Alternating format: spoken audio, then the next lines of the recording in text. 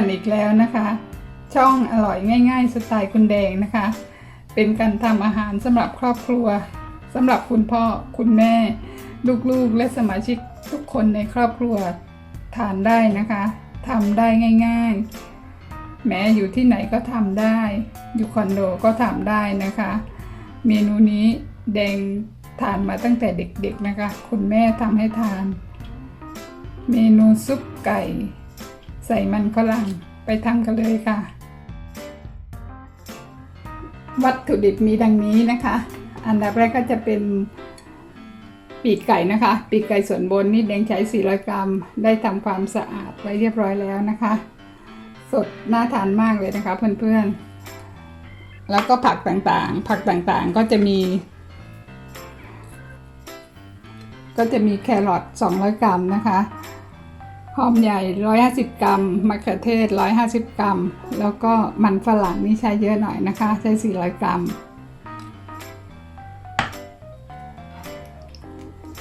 แล้วก็ขึ้นช่ายนะคะใช้ขึ้นช่าย2 ต้น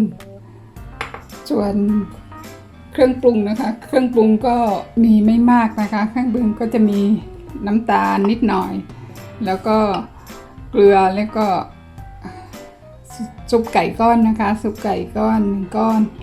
ซีอิ๊วขาวแล้วก็อันนี้ก็จะเป็น3 เกลือแดงได้ทุบไว้นะคะก็จะมีรากผักชี3 ราก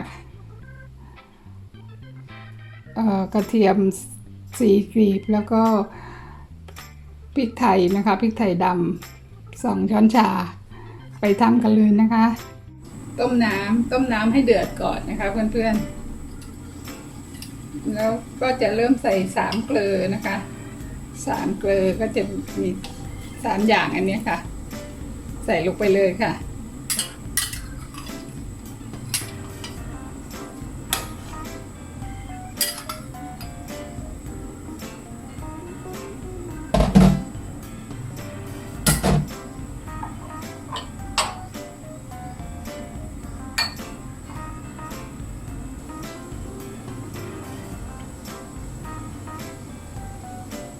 น้ำเริ่มเดือดแล้วนะคะเพื่อนๆเราก็จะเอ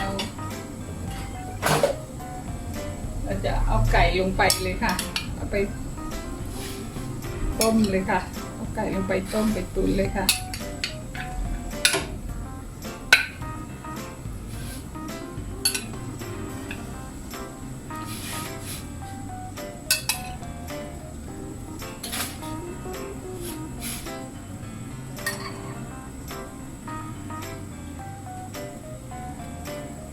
เดี๋ยวแดงจะต้มไปอีกสัก10 นาทีนะคะ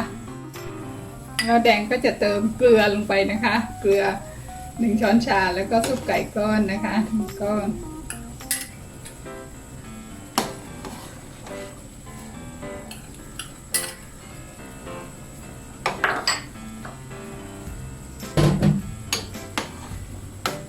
ตอนนี้ต้มไปได้ประมาณ5 นาทีนะคะแต่รู้สึกว่าไก่นี่จะเหมือนจะเริ่มสุกแล้วนะคะแดงก็จะเติมผักลงไปเลยค่ะอันดับแรกก็จะเติมมันฝรั่งนะคะ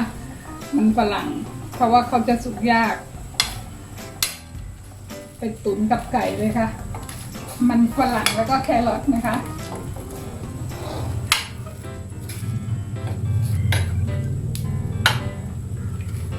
ส่วนหอมใหญ่กับมะเขือเทศนี่ใส่ทีหลังนะคะตุ๋นต่ออีกสัก5 นาทีนะคะ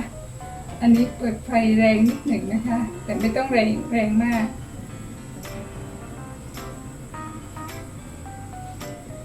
อันนี้ถ้ามีส่วนของที่เป็นฟอง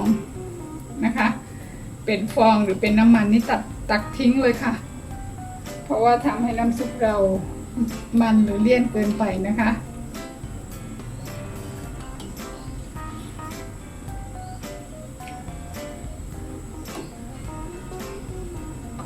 เราตุ๋นไปพอมันฝรั่งสุกนะคะ น่าทานมากเลยค่ะเพื่อนๆหม้อใหญ่เลยค่ะ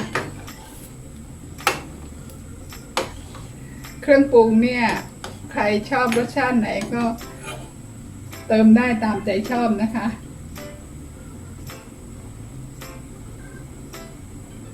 ถ้าใครชอบรสชาติอ่อนๆก็ไม่ต้องเติมเครื่องปรุงอะไรมากมายนะคะ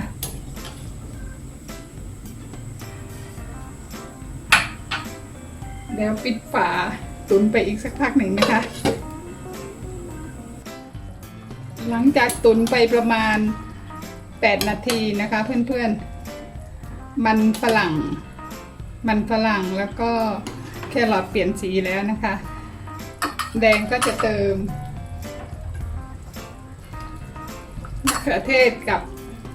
หอมใหญ่ลงไปเลยนะคะ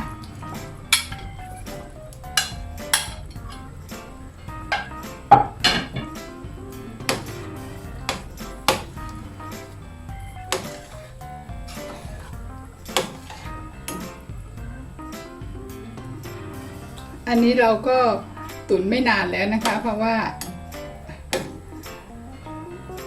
มะเขือเทศกับหอมใหญ่นี่แป๊บเดียวก็เปื่อยนะคะนี่เปิดไฟแรงนิดหนึ่งนะคะ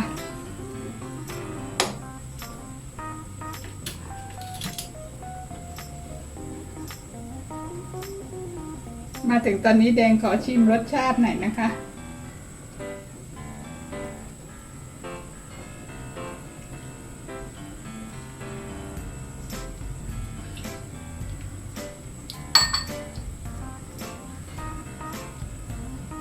แต่รสชาติอร่อยแล้วนะคะเพื่อนๆเดี๋ยวความหวานของหอมหัวใหญ่กับมะเขือเทศก็จะออกอะค่ะ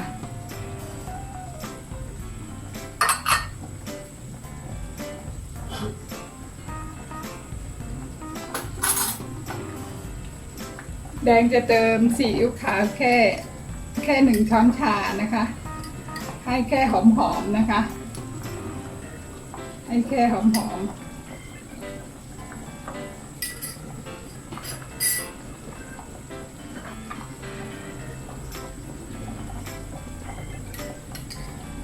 เล่นน้ำตาลก็1 ช้อนชาเช่นกันค่ะ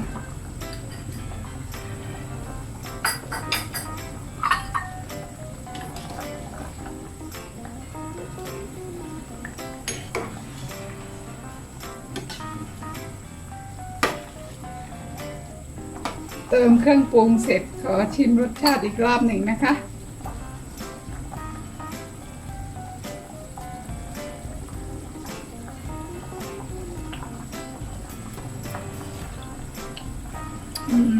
รสชาติอร่อยมากเลยค่ะเพื่อนๆไม่ต้องเติมอะไรแล้วรสชาติแบบกลมกล่อมแบบธรรมชาติเลยค่ะ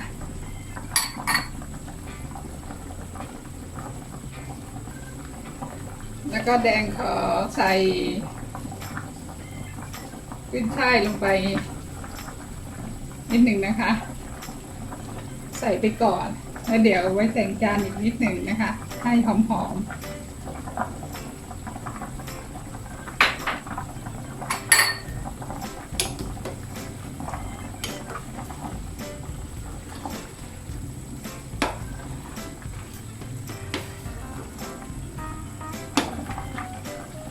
ต้มซุปไก่ใส่มันฝรั่งของเราก็เสร็จเรียบร้อยแล้วนะคะ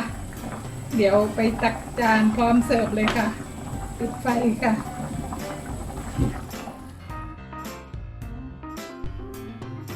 แดงตักใส่ชามเสร็จเรียบร้อยแล้วนะคะ